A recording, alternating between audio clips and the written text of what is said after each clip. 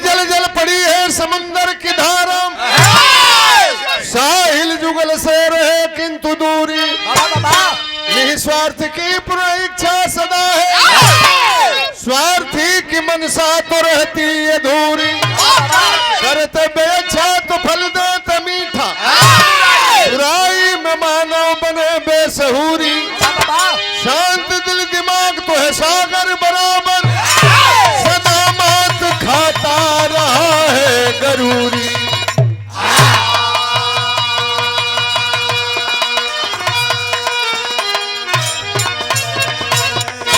विराम एक लाइन गजल के तर्ज में कौन है मास्टर?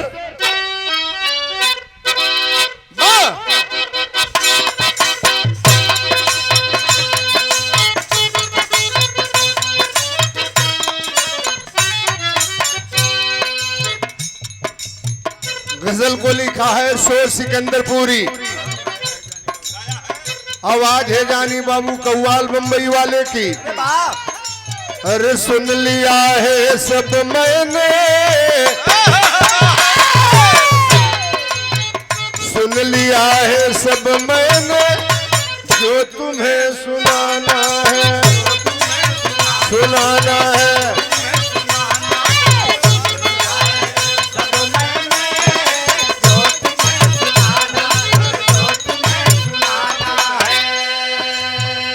ये है सब मैंने, अरे जो तुम्हें सुनाना है। खाली भगवान भोलेनाथ के मंदिर में कहला से ना हुई, गैर से मोहब्बत है, गैर से मोहब्बत है, दर्द का बहाना है, दर्द का बहाना है। गैर से मोहब्बत है, दर्द का बहाना है, दर्द का बहाना है। एक लाइन, क्या बात है? मैं की क्या जरूरत है, मैं की शराब, मैं की क्या जरूरत है, अरे आप सामने रहिए, अरे आपका हंसी चेहरा, अरे आपका हंसी चेहरा, खुद शराब खाना है, खुद शराब खाना है।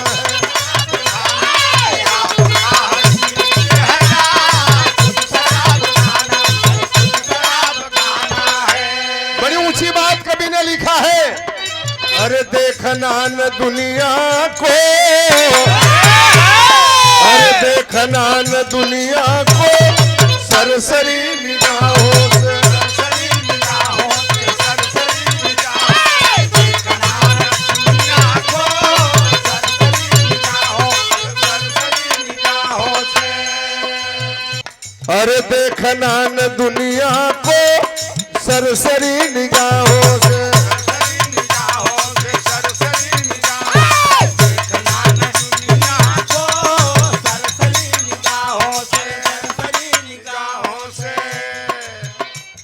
अरे देखना न दुनिया को, अरे सरसरी निगाहों से,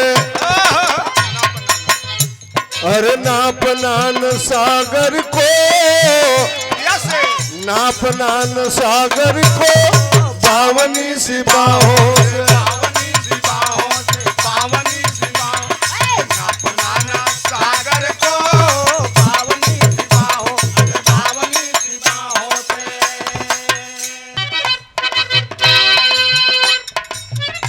देखना न दुनिया को, सरसरी निगाहों से, नापना न सागर को, हर नापना न सागर को, बावनी सी बाहों से, बावनी सी बाहों से, बावनी सी बाहों, नापना न सागर को, बावनी सी बाहों, बावनी सी बाहों। भक्ति के साधना में निर्माण होता है, अरे अचर धरती पताल सब समान होता है,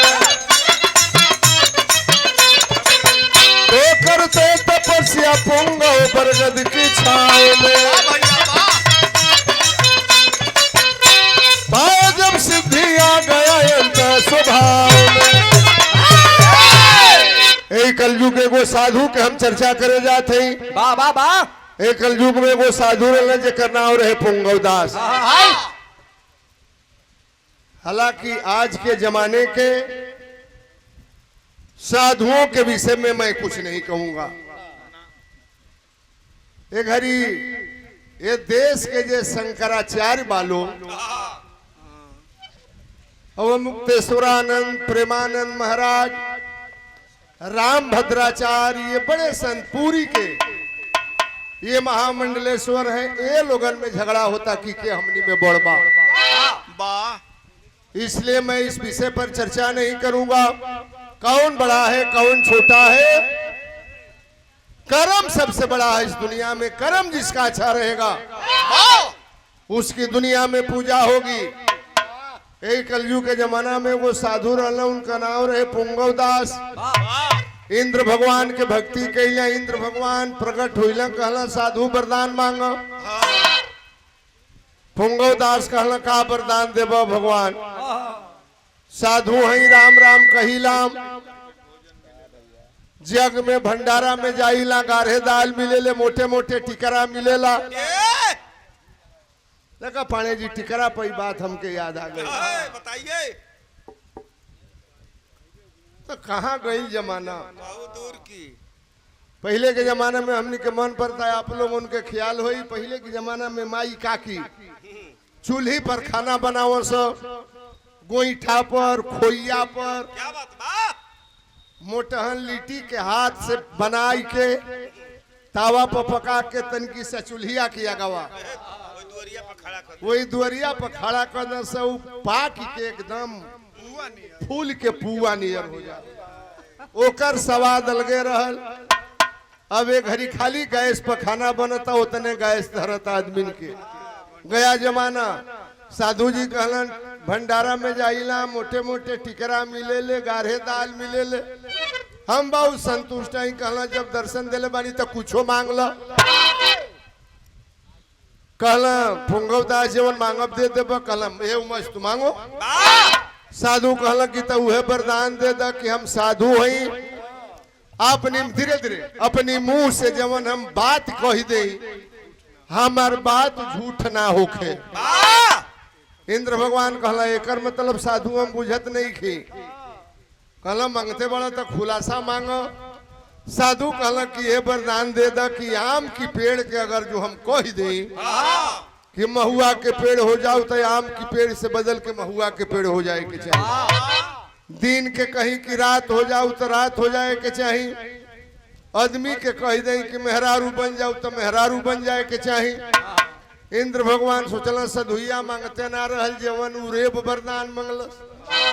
कहला जा साधु ये होई, वरदान दे करके चले गए। हल्ला हो गई गांव की पूर्व बोर पोखरा पर एगो साधु पर आइल मरल। मरद मेहरारू जुटे लगल, मरद से ढेर मेहरारू जुटे लगली। काहे खातिर हो? जेवना मेहरारू के लइका ना होखे, साधु जी भभूत उठा के दे दे, भक भक मेहरारू के लइका होखे लागल। मचल जवार इलाका में पोखरा पर साधु जी लइका देतन। अरे कुछ दिन पहले सियर की बगलिया में कौन गांव रहल बंधु, तेलमा में वो महुआ बाबा ऊपर आई रहना, जानते बड़ा जा। बम्बई दिल्ली कलकत्ता कहाँ कहाँ के लोग इधर डेरा डले रहल। ये सनातन धर्म है और धर्म प्रधान मेरा देश है। जहां जिसको विश्वास हो गया वही भगवान हो गए, मिल गए। साधु जी के यहाँ भीड़ होके लागल, लेकिन दो लाइन साधु के हम परिभाषा बता दें। साधु के कहल जाला, तरस कौन मास्टर?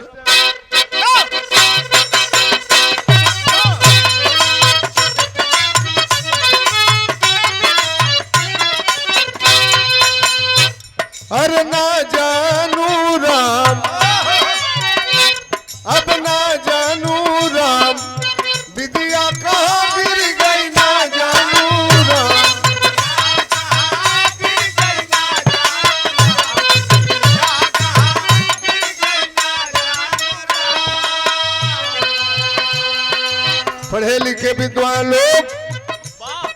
बैठ करके आज बिरहा गान ले रहे होंगे।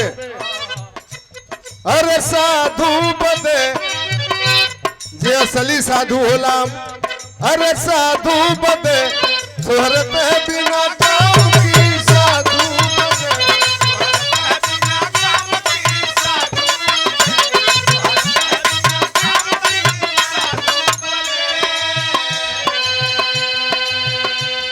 अरे करते तपस्या अब मुनि आसन जमाई के, अरे साधु बदे अब साधु बदे चिंता में सुबह शाम की, साधु बदे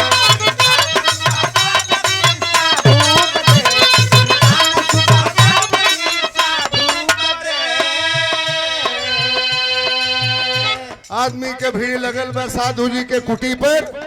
सबेर के बेरा रलोई कुटिया पे एगो बरगद के पेड़ रहल, वही पेड़ के नीचे बैठ के साधु जी तुलसी जी का माला फेरत रहलन। वही समय एगो घटना घटल। अरे बगुली बरगद पर से गंदा किया है,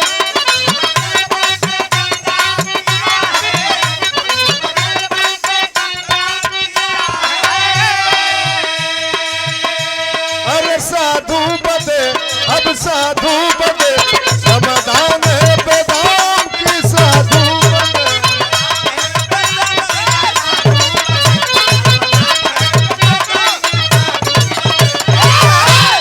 माला फिरतलन साधु जी। उनकी कपरा की ऊपरा वो पेड़वा की डाल पे एगो बकुली चिरई बैठा रहल। बकोले बकुली मने बकुला का मेहरारू। चिरई जात ओके पैखाना लगल, मैदान लागल,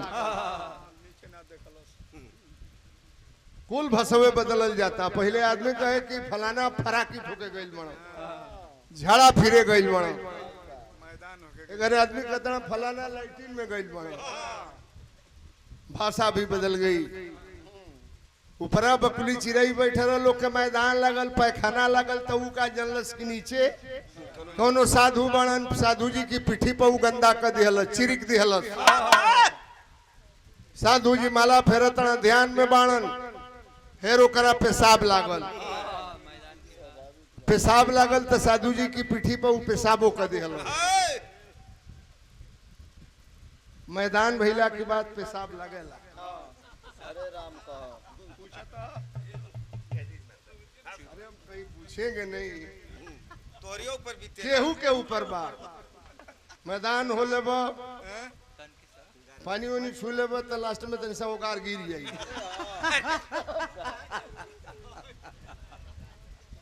साधु जी बैठल हुआ, माला फेरत हुआ, ऊपर बकुली चिरई बा, गंदा कर दिया, झाड़ा फिरलस, पेशाब लगल। पेशाब कैले जब पाला लगल तो साधु जी माला रोक दिहलन। पीछे मुड़ के तकला, ऊपर तकला, कहला वाह वाह, आदमी ते आदमी है, चिरई के हिम्मत हमारी पीठ पर गंदा कर दियलस। साधु ने श्राप दिया, श्राप देता हूं जल करके राख हो जाओ। तब तबरदान में साधु जी पौले रहन की जवन कहबऊ हो जाई। उनके सामने बकुली चिरई गिरल, ओकरी देह में आगी लगल, जर के राख हो गई। अरे साधु क्या पाया उषणिया को जला करके? क्षमा बड़न को चाहिए, छोटन को उत्पात। गंदा ही कर दिया था, माफ कर देना चाहिए। साधु जी एक दिन गई ना भिक्षा मांगत गांव में, तरज बदल गई मास्टर।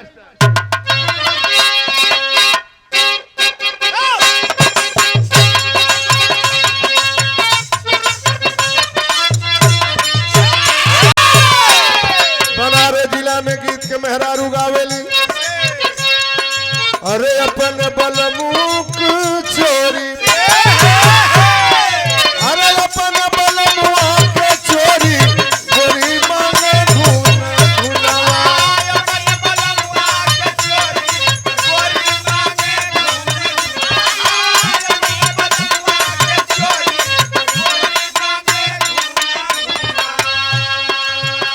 साधु जी के घमंड हो गए कि हमसे बड़हन साधु अबे धरती पर केहू ना बा।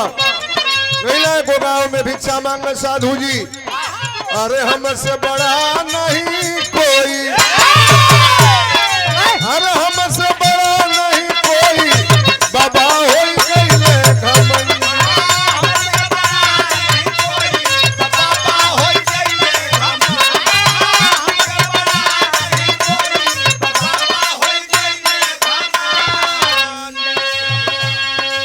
ये प्रभुता कपा बन गईले गरूरी, पहुँचे सुजाती दुआर मजबूरी बाबा हो गईले घमंडी। घर में रही वह सोई, अरे घर में रही वह सोई बाबा हो गईले घमंडी।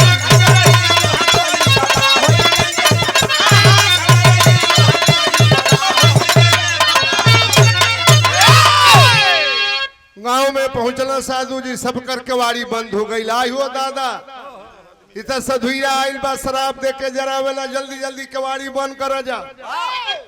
घूमत घूमत जब पूर्व टोला गई ना साधु जी, सिकड़ी बंद भैया ए बाबू मत ए बोलो बाबू जाओ। मन चाहो सुने जबरदस्त बढ़िया चीज सुने के चाहिए। हम गावत नहीं तो हम लोग बोलत रह बतियाओ चले जे कर का माने मतलब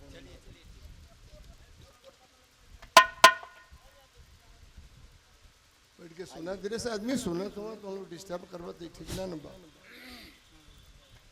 बिरहा सुनल जाला, नाच ऑर्केस्ट्रा देखा जाला, ई सुने के चीज होला। गईला भीतर से सिकड़ी बंद रहल, किली बंद रहल। साधु जी गईला, सिकड़ी भुड़कौला, घर में केहू बा? वाह मैं पुंगव दास बोल रहा हूँ, दरवाजा खोल करके हमें भिक्षा दे दो।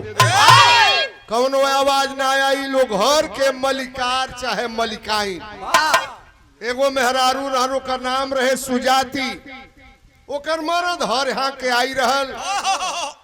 अंगना में अपनी पति के भोजन करा के खटिया पर सुतर रहल मरद। धीरे धीरे मेहरारू वही खटिया पर बैठ के अपनी मरद के हाथ पैर दबावत रहल। साधु ने कहा खोल दो दरवाजा, कौनो आवाज ना आई। साधु ने कहा खोल दे दरवाजा, वरना श्राप दे करके जला डालूंगा। मेहरारू कुछ नहीं के बोलत, अपनी पति के सेवा में लागल बे। केवड़िया में तनी फांक हो गई रल, छेद रहल। बढ़ गई है हो। केवाड़ी कब बरेली सपाणे जी? बरसात में भीजे तो बरसात में भीजले तो केवाड़ी बर जाले, आंख हो जाला मीनाक्षी। वही छेद में साधु जी जब एको आंख बंद करके तकला, वाह वाह कैसे कैसे मीनाक्षी पादर छेद में एको आंख बंद करके आदमी ताकेला तो आगे भोभाड़ लौके। हां ताके दिखावत और छेदवा लौका केहू देख ले, तू हे ही तरह कहलो, हमहू हे तरह कइले बानी, एक गलत अर्थ मत ना ना। एगो आंख बंद कर, हमके पूरा आदमी लौकत है, एगो आंख बंद कइले बानी। बाइस्कोप नियर एगो आंख बंद करके साधु जी तकल, कहला देखा तानी मरद के लगे सुतल बड़े तू। कलश वही तरह देखा केवाड़ी ना खोली। इंद्र भगवान हमारी बस में हो गई। मेहरारू कहते कि केवाड़ी ना खोलब, खोल दे दरवाजा वरना श्राप दे करके जला डालूंगा। सुतल में मरद के लगे कला से साधु तनी एगो बात सुना, अभिमानी हम न चिरई है, अरे अभिमानी हम न चिरई है, अरे घगरी नहीं पचाएगी सागर का पानी पानी पानी।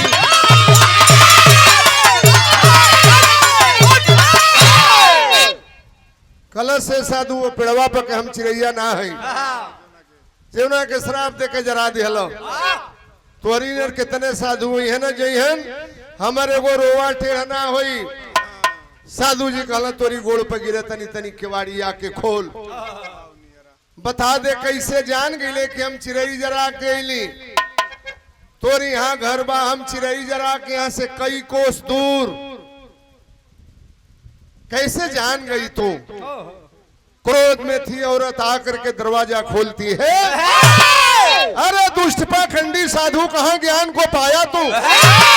अपने भक्ति के जरिए केवल पंछी को जलाया तू। मैं ना जंगल की बगुली जो हमको सबक सिखा दोगे, शक्ति तेरे अंदर जो वसुधा घिला दोगे। आके कवाड़ी खोलस कलश दुष्ट पाखंडी साधु, थोड़ा ज्ञान पायम, जला दिया उस चिड़िया को। क्या पाया? हम के जरा वे आइल बड़ा, हमारे को रोवा टेढ़ ना होई। साधु जी गोड़ पर गिरला, ए कैसन खीर मिल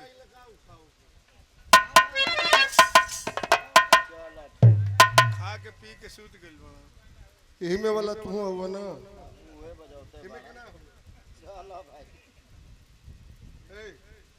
हेतर मत कर, अगर होखा तो बताओ।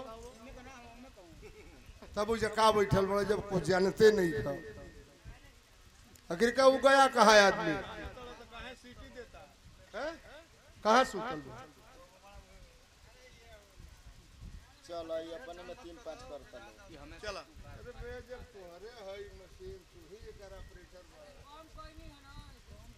तू पियले बड़ा दारू और अपन ख्याले नहीं के धंधा के हमार धंधा कैसे चली। अरे यार धंधे से मजाक मत करो, बैठे हो बजाओ बच्चे। दारा कहला साधु जी तू हमार कुछ बिगाड़ ना सकेला। कहला तोरी गोड़ पर गिरे तनी तनी बता दे, कैसे जान गए कि हम चिरई जरा के अली। कहला जानल चाहता ना साधु सुना का बतौले बे मेहरा उतरज बाम।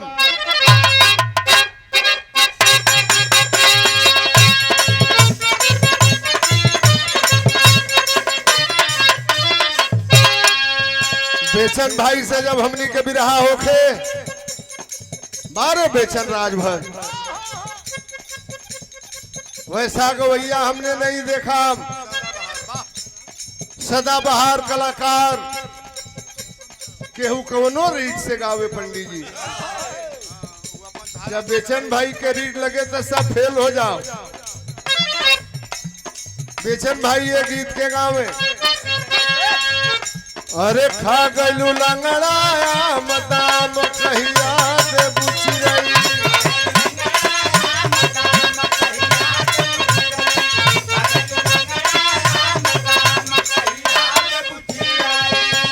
अरे गोरिया तोहर चढ़ली जवनिया,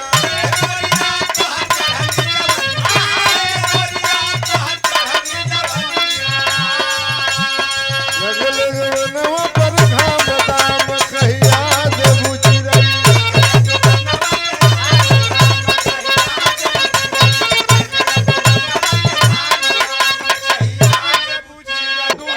पहला झूठा मूठा मगरूर दूर हो गई साधु।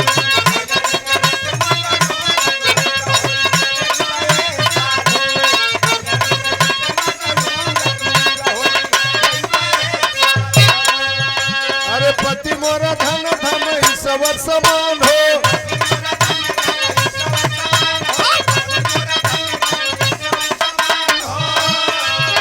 अरे यही से मिलल दिव्य ज्योतिया महान हो।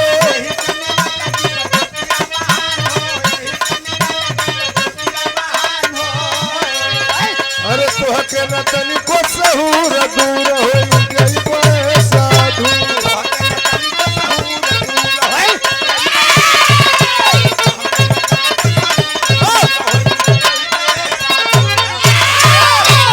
कल से साधु तुहार नियत खराब हो गई। ये न देखला कि हम मर्द के लगे सुतर रहली रे ढोगी साधु। हम दूसरा मर्द के लगे ना सुत रहली, अपनी मर्द के लगे सुतर रहली साधु।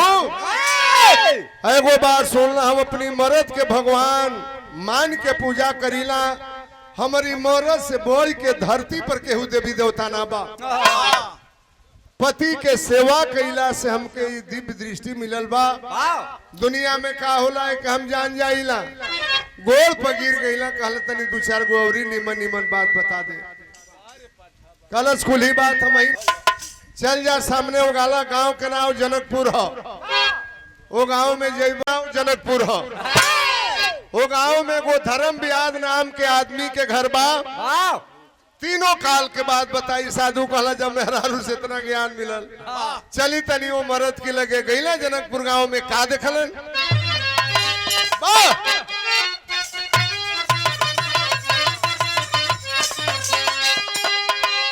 अरे दिल में फकीरता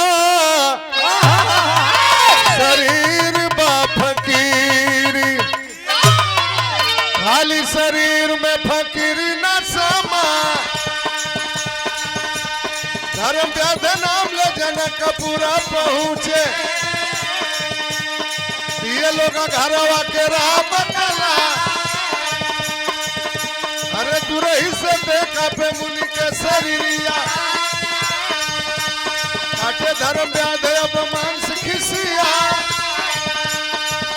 अरे खुनवा से रंग रहली जकारी बदनिया साधु जी के देखेला नजरिया पसार।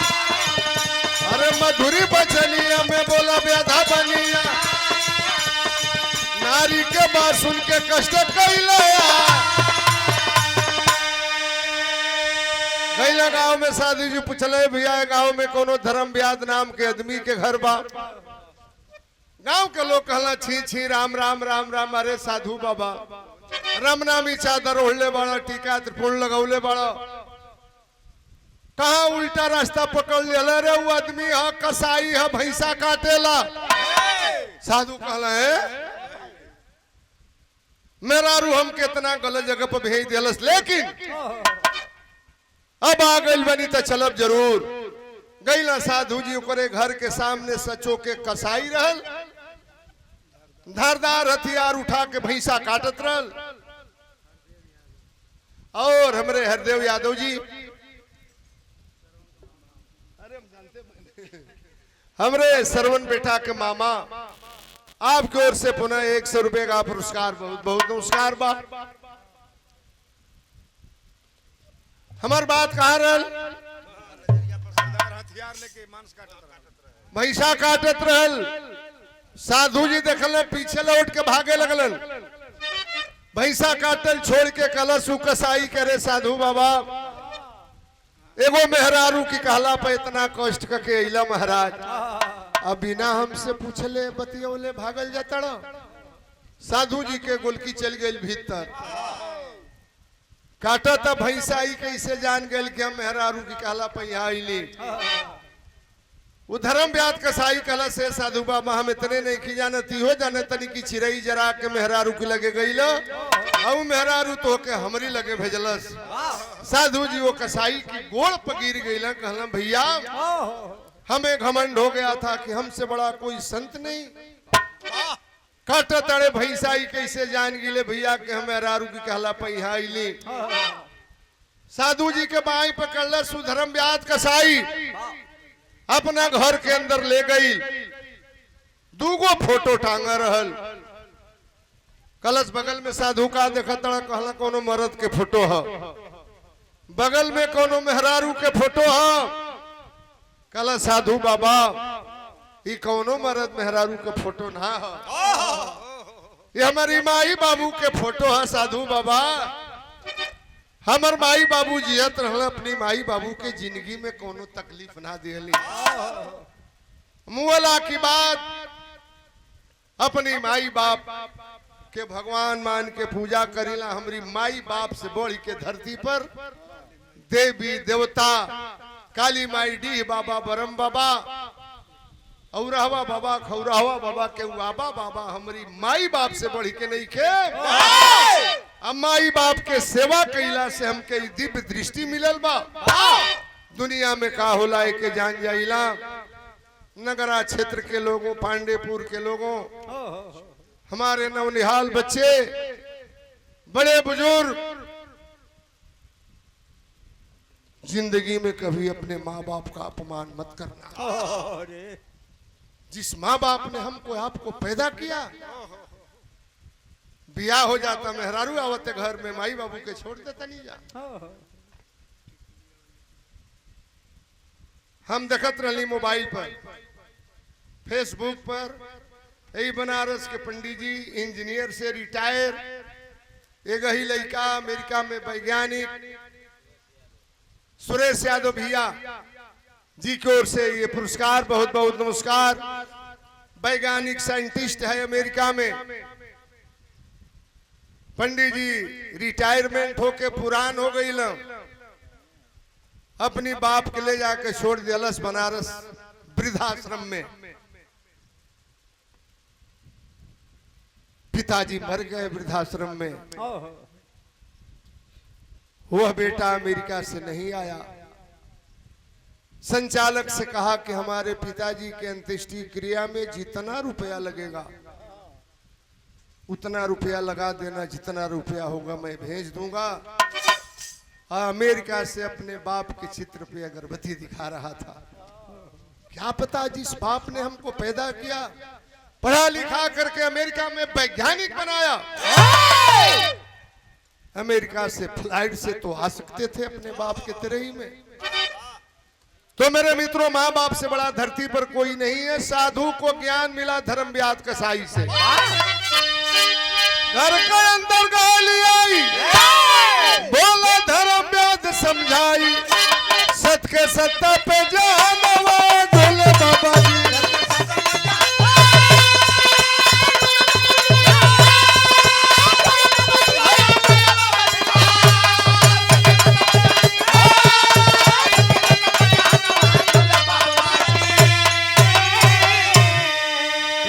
पिता की सेवा करना मेरी असल कमाई, इसी के बल पर सब कुछ देखो दिव्य दृष्टि फैलाई, पिजड़ा माटी के सुगनवा भोले बाबा जी।